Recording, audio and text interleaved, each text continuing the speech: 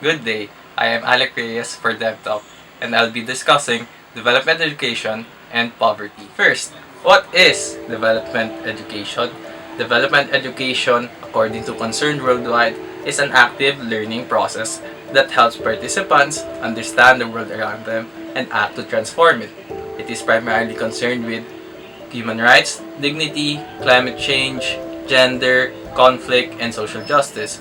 Its distinct features are the use of the head for receiving useful information and relevant worldly issues, the heart for empathizing and exploring values and human rights, and lastly, the hands for taking action, putting into practice the lessons you learn. Now, how is development education and poverty related? Well, poverty is one of the most relevant issues for development education because poverty affects every area or aspect that education is concerned with. That's why development education, integrating socio-economic and political issues in classes taken up by students, they become more capable and influential to the world around. For example, discussing colonialism in language and literature, migration and agriculture in geography, analysis on development graphs, for our charts in math, and the effects of capitalism and imperialism in economics. Through these integrations, citizens widen their imagination.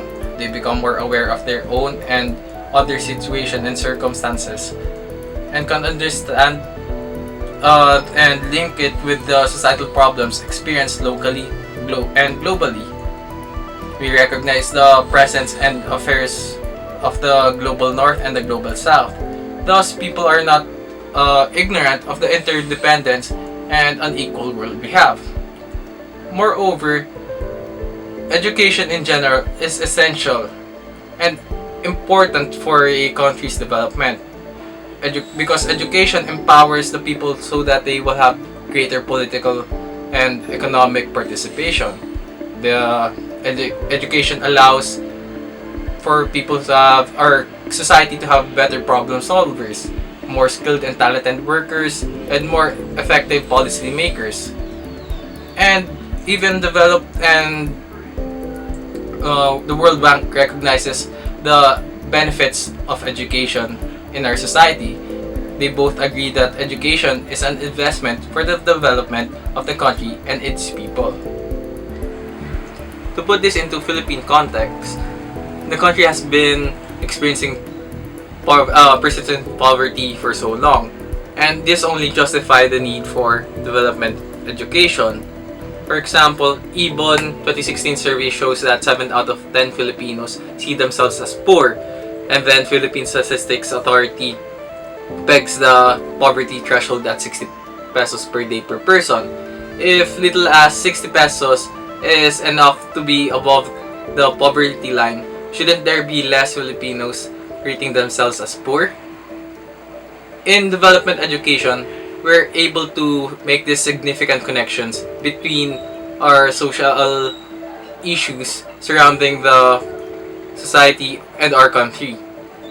Moreover, Filipinos have been bluntly experiencing their rights being compromised in cases such as international trade policies, national territory disputes, contractualization, national minority harassment and aggression, food insecurity, and poor social services.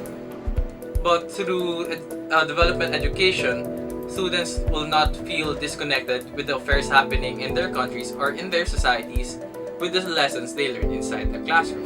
To conclude my talk, we can sum up development education in this short example. Basic education is simply adding 1 mango plus 1 mango plus 1 mango equals to 3 mangoes. But development education is getting 2 of those mangoes and giving it to our primary sector or geographically isolated and disadvantaged area because they need it the most.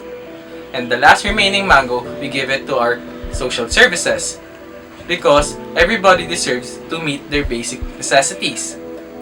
Now, why use a mango instead of an apple for the example? Well, mango is much more culturally appropriate for our tropical country like ours, the Philippines.